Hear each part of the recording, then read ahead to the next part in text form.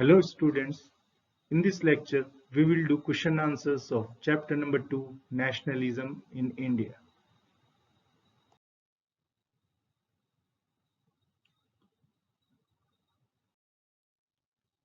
Question number 1. List all the different social groups which joined the non-cooperation movement of 1921, then choose any three and write about their hopes and struggles to show why they joined the movement. Answer is various social groups participated in the non-cooperation movement, each with its own specific aspiration are middle class participations in the cities, struggles of peasants and tribals in the countryside, plantation workers, Muslims associated with the Khilafat issue, and women's.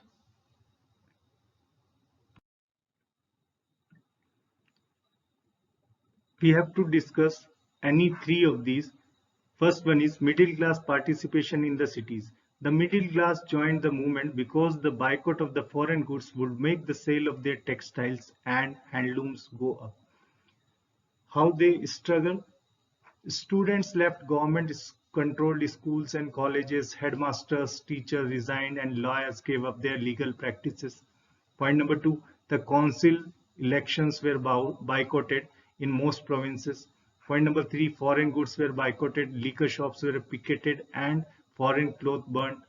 What was the outcome of this? But this movement in the cities gradually slowed down because khadi cloth was often more expensive than mass-produced mill cloth. Point number 2 is similarly, the boycott of British institution posed a problem because of lack of alternative Indian institutions. Second one is struggles of peasants and tribals in the countrysides. The peasants took part in the movement because they hoped they would be saved from the oppressive landlords and high taxes taken by the colonial government. Struggle in Awadh Kisan Sabha was established, and within a month over 300 branches were set up. Point number 2. As the movement spread in 1921, the houses of talukdars and merchants were attacked, bazaars were looted, and grain hoards were taken over. What was the outcome? This weakened the movement as talukdar and merchants were also part of non-cooperation movement.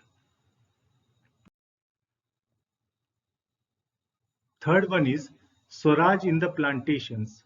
For plantation workers in the Assam, freedom meant for plantation workers in Assam, freedom meant the right to move freely in and out of the confined space in which they were enclosed, and it meant retaining a link with the village from which they had come.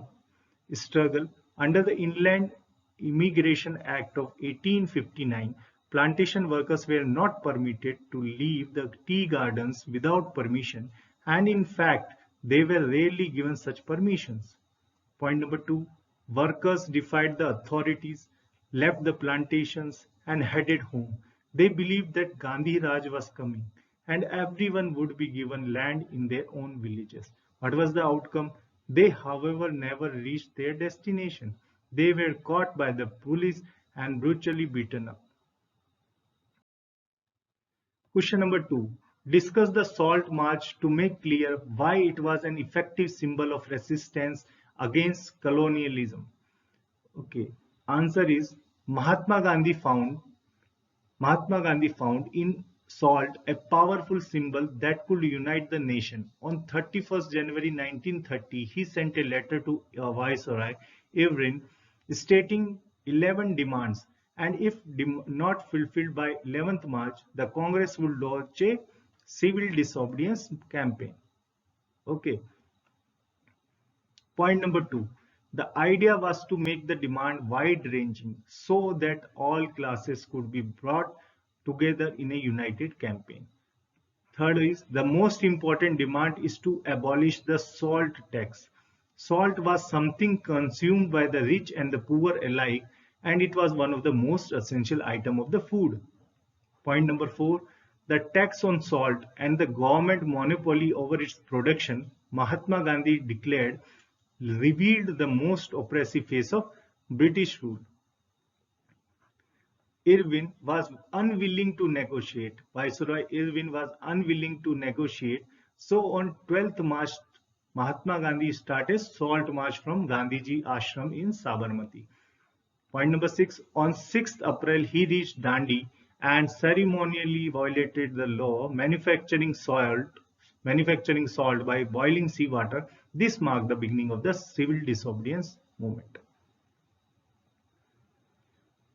So step by step आप याद करें, ठीक है।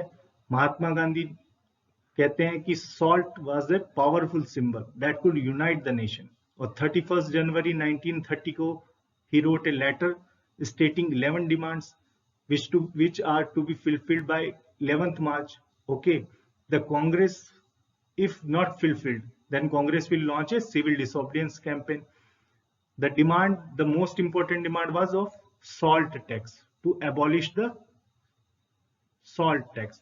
Salt was something consumed by the rich and poor, क्योंकि salt सभी consume करते थे. That's why Gandhi ji took this salt as a powerful symbol. Okay.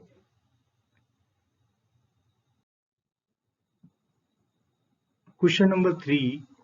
Imagine you are a woman participating in the civil disobedience movement.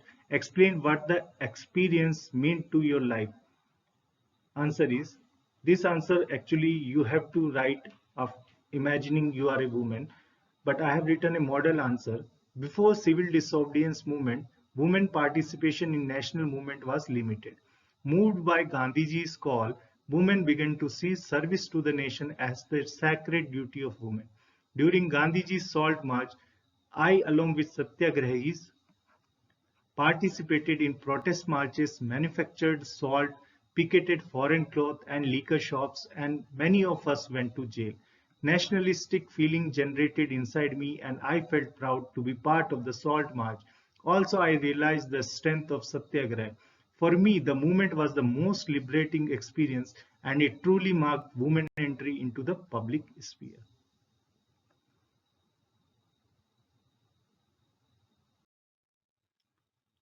Question number 4. Why did political leaders differ sharply over the question of separate electorates? Point number 1. Dr. Bhim Rao Ambedkar believed that political empowerment would resolve the problems of Dalits' social disabilities.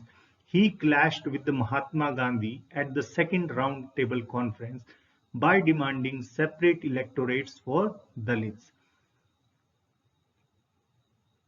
When the British government conceded Ambedkar's demand, Britishers agreed with Ambedkar's demand. Gandhiji began a fast unto death because he believed that separate electorates for Dalits would slow down the process of their integration into society. Ambedkar ultimately accepted Gandhiji's position, and the result was the Pune Pact of September 1932. Third is, Muhammad Ali Jinnah of Muslim League was willing to give up the demand for separate electorates if Muslims were assured reserved seats in the Central Assembly and representation in proportion to the population in the Muslim-dominated provinces. But at the All Parties Conference in 1928, this proposal was rejected as M.R. Jaikar of the Hindu Mahasabha strongly opposed it.